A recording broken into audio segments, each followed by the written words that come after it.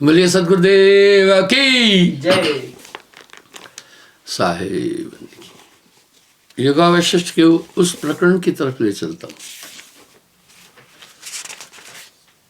जिसमें मन का संवाद है। आप सोचिएगा,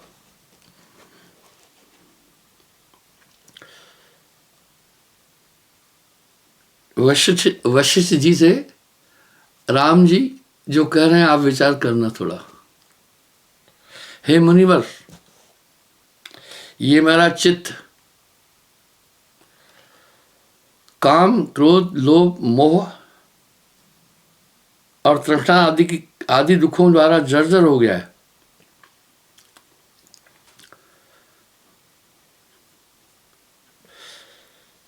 और उन महापुरुषों को जिनको पूर्ण वैराग्य, विचार, धैर्य और संतोष है, उनकी ओर नहीं जाता।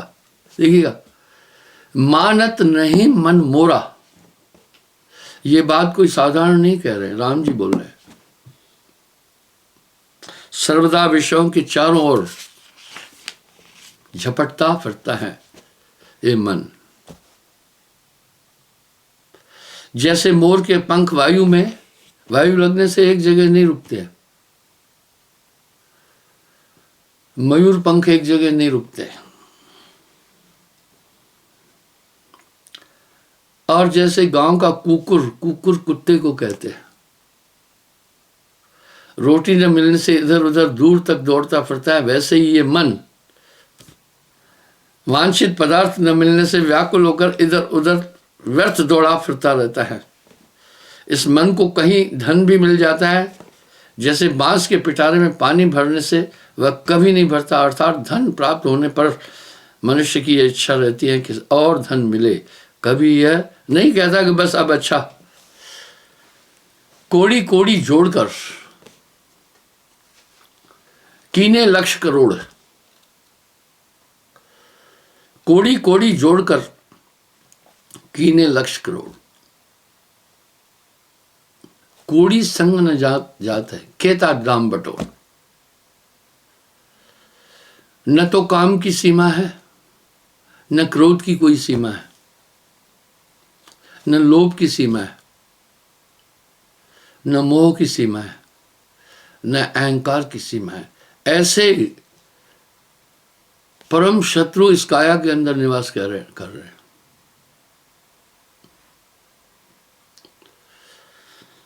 रहीम कवि ने एक शब्द बड़ा अच्छा कहा, बसे कुसंग चाहत कुशल। कहे रहीम बरसोस, महिमा घटी समुद्र की जब रावण बसे पड़ोस। इतने बड़े शत्रुओं के होते हुए सुख की आकांक्षा करना वैसे ही मूर्खता का काम है। जैसे मरुस्थल में मृगा दूर क्षितिज पर पृथ्वी और आसमान को देखकर जल की प्राप्ति के लिए आकांक्षा करता है और दौड़ते दौड़ते प्राण त्यागता है। इनमें से कोई भी, इनकी सीमा नहीं है। आप नहीं देख रहे हैं जिनके पास अरबों खरबों रुपए, बड़े बड़े धनी लोग, वो भी अभी लगे हुए हैं। हमारे यहाँ रजाइयां सिलते हैं, काफी काम रहता है, सर्दी में भी लोग बहुत आते हैं।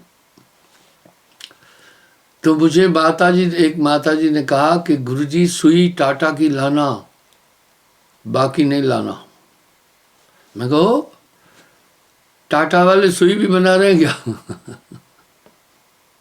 देखा, न तो काम की कोई सीमा है, न तो काम की किसी भी अनंत स्त्रियों से संभोग करने वाले बड़े बड़े राजा भी संतुष्ट नहीं हुए। जिनकी 100 रानियां थी, 10,000 साल राज्य करके विषय भोग का आनंद प्राप्त किया, वो भी तृप्त नहीं हुए। इनकी तृप्ति कभी भी नहीं हो सकती है। सिर्फ ज्ञान द्वारा ये तृप्त होते हैं, नाम द्वारा तृप्त हो जाते हैं। आप इस तथ्य को बारीकी से समझें। साहब के इस शब्द में बड़ा वजन है। सदगुरु मह दीनी अजब जड़ी,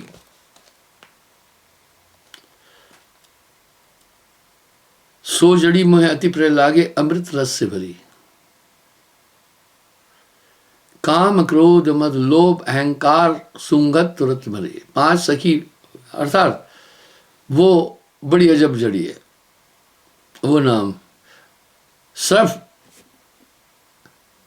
जितना चलत होता में घृत जम दे। जलती हुई आग में जितना घी डालोगे भभकेगी। विषय विकारों की तरफ जितना इंसान दौड़ेगा ये भभकेंगे, इनकी सीमा नहीं है। राम जी ये बोल रहे हैं कि हे गुरुवर, जैसे कुत्ते को रोटी नहीं मिलती है, रोटी की तलाश में चारों तरफ दूर दूर तक भटकता घूमता है।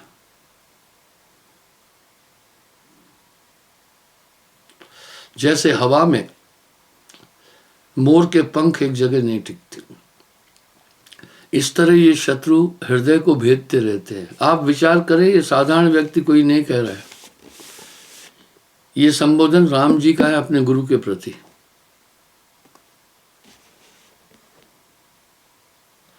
फिर इस मन को कहीं धन भी मिल जाता है, जैसे बांस के पिटारे में पानी भरने से वह कभी नहीं भरता, अर्थात धन प्राप्त होने पर भी यही इच्छा बनी रहती है। इसका निरोध साहब कितने अच्छे तरीके से कर रहे हैं।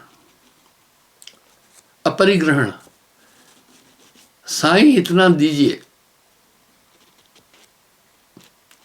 साईं इतना दीजिए जहां में कुटुंब समाये, मैं भी भूखा ना रहूं, अतिथ न भूखा जाए। अगर सार क्या है दुनिया के अंदर, जितने भी हम सब कर्म कर रहे हैं ये मन की आकांक्षाएं हैं। 2 ही चीज है सार, उस तरफ मन नहीं जाने देगा। सेवा सुमरण सार है, एक तो सेवा सार है, पर इसके लिए मन कभी भी तैयार नहीं है। अभी मेहरारू बीमार हो जाए तो पीजीआई में फौरन पहुंच जाओगे। किसी नात बात की शादी कहीं और जगह और काम है, फौरन जाओगे। सेवा के लिए उदित नहीं होता है सुमरण। और साहब क्या करें, 2 ही चीज सार बोल रहे हैं। सेवा सुमरण सार है, दूजा सबई असार। मैं अक्सर एक ही बात बोलता रहता हूं, इस पर थोड़ा आप गौर करना।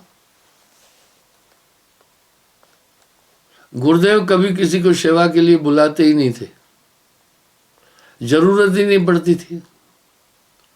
छोटा सा आश्रम था, 1-2 आदमी रहते थे बस। अब हमें इसलिए बुलाना पड़ता है कि रांझड़ी आश्रम में 1 लाख लोगों के रहने की व्यवस्था है, तो सब चीज देखना है। तो मैं जगह जगह से जब सेवादार लाता हूं, पता है क्या प्रॉब्लम आती है वो सुनना। हम कलयुग में जी रहे हैं, कुछ बीमार पागल उसमें ज्यादा आ जाते हैं और कुछ क्यूरिस्ट आते हैं। यहां पहुंचने पर, जबकि वहां से जब मैं लाता हूं तो एक बात कहता हूं, भैया 15 दिन रुकना, हजारों रुपए किराए भाड़े में खर्चा हो जाता है। ऐसा नहीं है कि यहां आकर धोखा कर रहा हूं, नहीं, उनको पहले बोल देता हूं। फिर यहां आकर कोई कहते हैं गुरुजी लड़के का ब्याह है परसों। मैं बोला भाई तू फिर क्यों आया, मैंने तो आपको कहा था 15 दिन के लिए चलना है, नहीं आना चाहिए था आपको। यानी वो किस लिए आया था, मन बड़ा चालाक है, उसने सोचा आने जाने का किराया फ्री है, रास्ते का भोजन फ्री है, चलो टूरिस्ट होकर आते। यानी मेरा कहने का अभिप्राय एक है, सेवा में ये कभी नहीं लगने वाला है। और कई जगह आप देखो, आपके 425 आश्रम हैं, तो साफ सफाई सेवा मेंटेनेंस चाहिए कि नहीं चाहिए। इसलिए संतों ने सेवा का महात्म दिया। सुसेवा बस साहिबा, कई आश्रमों में मैंने एक शब्द लिखा है, सेवा साधना से भी उत्तम है। सेवा साधना से भी उत्तम है। तो ये इसमें नहीं लगेगा मन, बहुत शत्रु है। कह रहे हैं बहुत धन प्राप्त होने के बाद भी ये मन पर बहुत शुद्ध कहा गया है। इसमें दुनिया नहीं समझ रही है। ये संबोधन राम जी का है।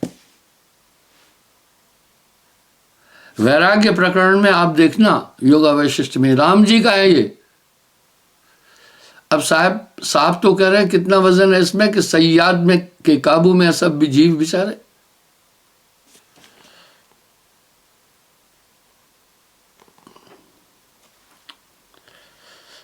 कभी यह न कहता है कि बस अब इच्छा नहीं है। हे मुनिवर, बुरी आशाओं के जाल से बंधा हुआ और शून्य जो ये मन है, वाह, अब यहां कह रहे हैं क्या? शून्य, वो निराकार। सो कभी शांत हो ऐसा नहीं, शांति को प्राप्त हो ऐसा नहीं होता है। जैसे अपने समूह से बिछड़ा हुआ मृग कभी शांत नहीं होता, जैसे लहर चंचल होती है, वैसे ही मन भी है, कभी स्थूल विषयों में और कभी सूक्ष्म विषयों में लीन रहता है। इनको त्याग कर कभी क्षण भर के लिए भी शांति लाभ नहीं करता। यह मन सदा विषय वासनाओं से खेदित होकर दसों दिशाओं में डोलता रहता है।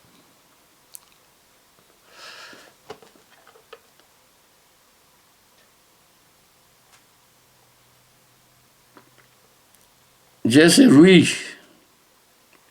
रूपी मंद्रांचल पर्वत से मथा हुआ क्षीर समुद्र का जल मनोरथ रूपी तरंगों से युक्त और माया रूपी मकरों से व्याप्त इस मन रूपी समुद्र को रोकने में मैं असमर्थ हूं।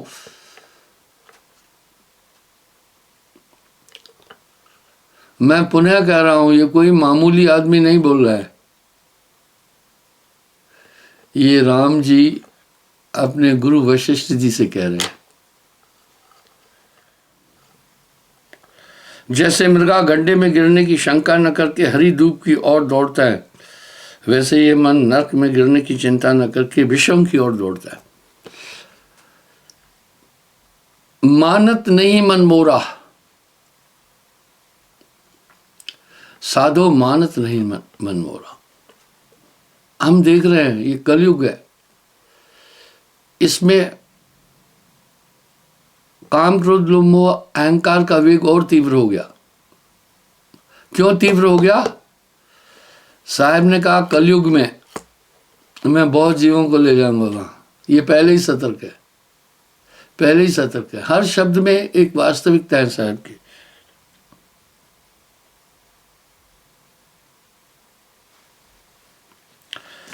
जैसे समुद्र की लहरें कभी चंचलता को परित्याग नहीं करती, वैसे ये मन भी अपने अति चंचलपने को कभी नहीं त्यागता। मानत नहीं मन मोरा, साधो मानत नहीं मन मोरा। आपको मैंने 2 दिन पहले एक चीज दिखाई थी।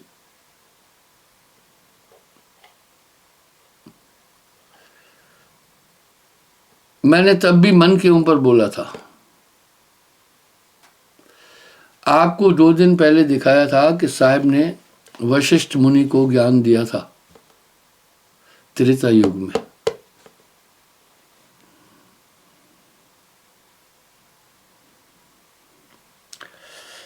जैसे पिंजरे में बंद किया हुआ सिंह स्थिर नहीं होता है,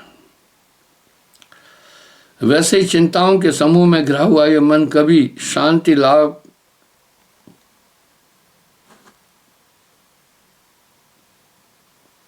नहीं करता।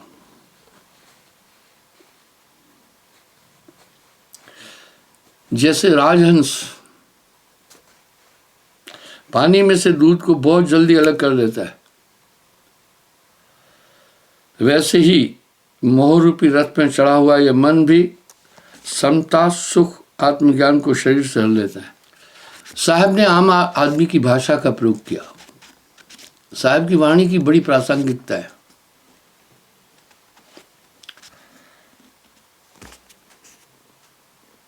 हे मुनीन्द्र, अनेक प्रकार की कल्पनाओं की शैया पर सोती हुई चित्त की वृत्ति किस प्रकार नहीं जागती है, इसी में अत्यंत व्याकुल हूं मैं। हे मुने, जैसे सूखे तृण को अग्नि जलाता है, वैसे ही निरंतर क्रोध से युक्त और चिंता रूपी ज्वाला से व्याप्ति है चित्त रूपी अग्नि मुझको दग्ध करती रहती है।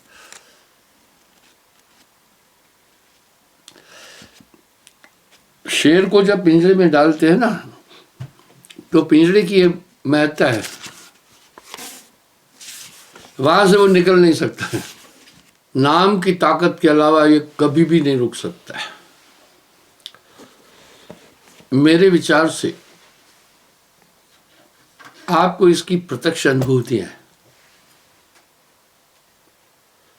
हर इंसान आदमी का कोई साक्षी नहीं है।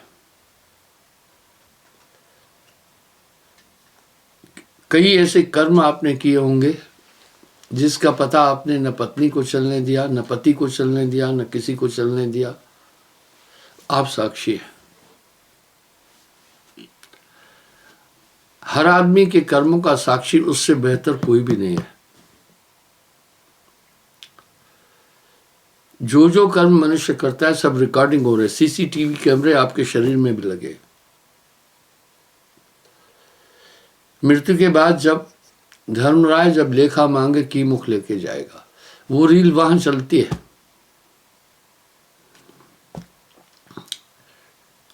आपकी मेमोरी में ये सभी चीजें भरी हुई है। मेरे प्रोग्रामों की रिकॉर्डिंग होती थी। जुगनू करता था, महाजन है वो। उसकी तंदुरुस्ती खराब हो गई। वो एक डिबिया लाया हार्ड डिस्क। मुझे कहा, गुरुजी इसमें आपके अमूल्य सत्संग और वाणियां और भजन है। जो कुछ भी जीवन में आपने बोला मैं इसमें है। अभी मेरी सेहत ठीक नहीं है, पता नहीं शरीर छूट जाए, इसको संभाल कर रखना। देखा, इतनी सी डिबिया में।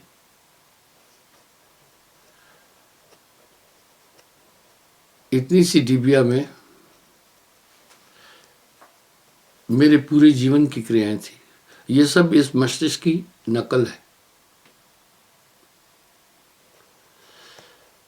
इस तरह हर आदमी अपने कर्म का बेहतरीन साक्षी है। कह रहे, कल्पनाओं की शैया सोती हुई चिता की वृत्ति किसी प्रकार नहीं जगती है, इसी में अत्यंत व्याकुल हूं। इसमें अत्यंत व्याकुल हूं। हे मुने, जैसे सूखे तृण को अग्नि जलाता है, वैसे ही निरंतर क्रोध से युक्त और चिंता रूपी ज्वालाओं से व्याप्ति है चित्त रूपी अग्नि मुझको दग्ध करती है। ये सब तो मन के रूप है। अक्सर अनेकों बार मैंने संवाद में ये बात उठाई है कि मन के 4 रूप है। मन, बुद्धि, चित्त, अहंकार। ये चारों मन के रूप है। जैसे तीर पर उगा हुआ वृक्ष नदी के वेग से उखड़ कर बह जाता है। अब तीर कैसे कहते हैं? वो मारने वाला तीर किनारे को कहते हैं। जैसे किनारे पर उगा हुआ वृक्ष नदी के वेग के द्वारा उखड़कर बह जाता है, वैसे ही तरंग के सदृश चंचल और तीव्र गति को धारण करने वाले इस अज्ञानी चित्त ने मुझको बहा दिया है। मन तरंग में जगत भुलाना, क्या बात है।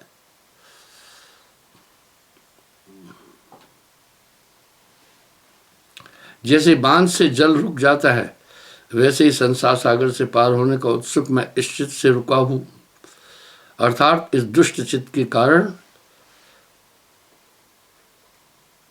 मैं संसार से पार नहीं हो सकता।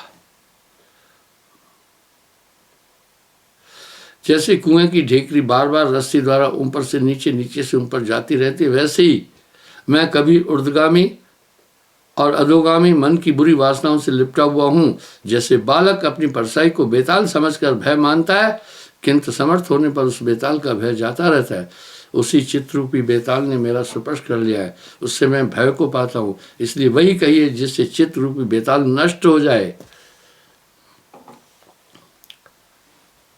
अब यहां साहब एक शब्द कह रहे हैं, नाम होए तो माथ नवाए।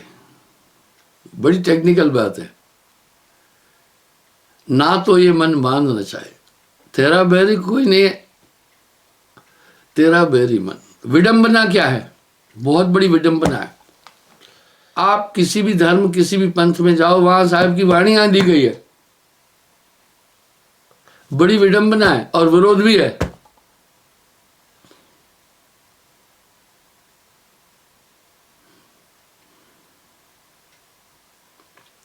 मन रूपी भूत जिसने मुझको पकड़ा है, ये बड़ा कठोर है। कह रहे हैं मन रूपी भूत ने जिसने मुझे पकड़ा है वह बड़ा कठोर है। ये अग्नि से भी अधिक जलाने वाला, इसका उल्लंघन करना पर्वत फाड़ने से भी कठिन है।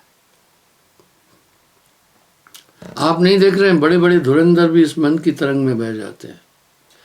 आप अपने साक्षी हैं। आप देखिए, नामदान की प्राप्ति के बाद ये सभी वृत्तियां आपकी कंट्रोल में आती जा रही है। नाम की प्राप्ति के बाद आप अपने अंदर अमूल चूक परिवर्तन पा रहे हैं। ये नाम की शक्ति है। साहब के शब्दों में बड़ा वजन है। कंसंट्रेट ही साहब मन पर है। विडंबना ये है, बड़े बड़े कथावाचक कथाएं और वार्तालाप उठाते, मन पर कोई बोल ही नहीं रहा है। शिक्षा का प्रारंभ तो स्वर व्यंजन और गिनती से होता है। ये दो हटाओ तो शिक्षा आगे बढ़ ही नहीं सकती है। मन का प्रसंग उठाए ही नहीं तो अध्यात्म हो ही नहीं सकता है। ये कभी मन पर बोलते ही नहीं है और यह वर्ज से अधिक दृढ़ है। यह चित्त भोग विलास के कामों की ओर तो ऐसे दौड़ता रहता है जैसे पक्षी मांस पर झपटता है। ये समस्त इंद्रियां मन की पोषक और सहायक है। साहब ने जैसा निरूपण किया कोई नहीं कर सकेगा। तभी तो कह रहे हैं, संतो तन खोजे मन पाया। तन ही मन है, इंद्री मन है। और ये सत्कर्मों से ऐसे ही व्यक्त रहता है जैसे बालक खिलौना छिपा देने से रोता रहता है। हे तात, जैसे अति गंभीर समुद्र में बड़ी बड़ी लहरें, भंवर और बड़े बड़े शरीर वाले जंतु इसके जल को चलायमान करते रहते, इसी तरह जड़ प्रकृति विपुल वृत्ति और कामाधिक शत्रु क्षुभित मन की मन रूपी समुद्र को चलायमान करते रहते हैं। हे साधु, समुद्र का सोख लेना सुगम है। बड़े भारी सुमेर पर्वत को उखाड़ डालना कुछ कठिन नहीं है।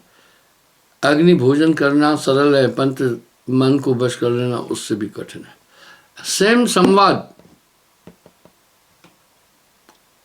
अर्जुन ने वासुदेव कृष्ण से भी किए। बोला, मन को आप निग्रह करने के लिए मत बोलो। देखिए तो सही ना, वायु की गठान असंभव है, तदपि संभव है, मैं उसकी चेष्टा कर सकता हूँ। उदधि मंथन है, समुद्र का मंथन असंभव है, तदपि संभव है। शून्य भंजन है, शून्य को तोड़ना असंभव है, तदपि संभव है। हे जनार्दन, मन को नियंत्रण करने की बात मत कहो, मैं हार चुका। आप देखो ना, इतनी इतनी दिव्य शक्तियों को धारण करने वाले लोग भी मन के अधीन है। क्या बात है साहब की, क्या कह रहे हैं। गण गंधर्व ऋषि मुनि और देवा सब मिलकर हैं काल की सेवा। पीर पैगंबर कुतुब औलिया मन है निरंजन सबको दलिया, सिद्ध साधक और जोगी जति, मन को समझ न पाए रत्ती, मन ही आहे काल कराला, जीव नचाए करे बेहाला, जीव के संग मन काल रहाई, अज्ञानी नर जानत नाई। इत्यादि शब्द जो है इस बात का को इंगित कर रहे हैं। अब यहां साहब पुनः वजन देकर के एक शब्द बोलो, बची हो एक उपाय, तुम एक ही उपाय से बच सकते हो, सार नाम को उपाय के। जहां नाम कालगत नाही, बिना नाम सब काल की छाई। मुझसे एक प्रश्नकर्ता ने एक प्रश्न किया, 600 साल पहले बोले हुए कबीर के दोहर शब्दों की आज के इस आधुनिक युग में क्या प्रासंगिकता है? वाह, वो बोल रहा है 600 साल पहले कबीर साहब के बोले हुए शब्द और दोहे इस वैज्ञानिक युग में इनकी क्या प्रासंगिकता है, इनका क्या महत्व है? मैं बोला नहीं, इनकी वाणी सर्वकालिक है और अध्यात्ममय है। इनकी वाणी में बहुत वजन है, ये सर्वकालिक है, ये हमेशा रहने वाली वाणी है।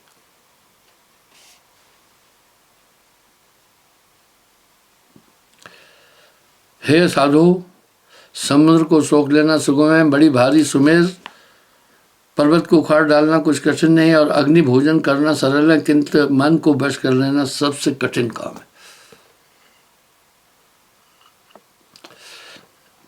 आप इस उद्घोष से समझिए, तेरा बैरी कोई नहीं, तेरा बैरी मन, जीव के संग मन काल रहाई, अज्ञानी नर जानत नहीं। मौत कैसे आती है वो मैं आपको बताता हूं, आप समझ लेना। मौत आने से पहले अपना पूरा लक्षण दिखाती है। जैसे आपकी शरीर की क्षमता कम होती जाए, कार्य करने की क्षमता कम होती जाए, आपके शरीर में स्थिरपना कम होता जाए, समझना ये लक्षण है मौत की तरफ जाने के।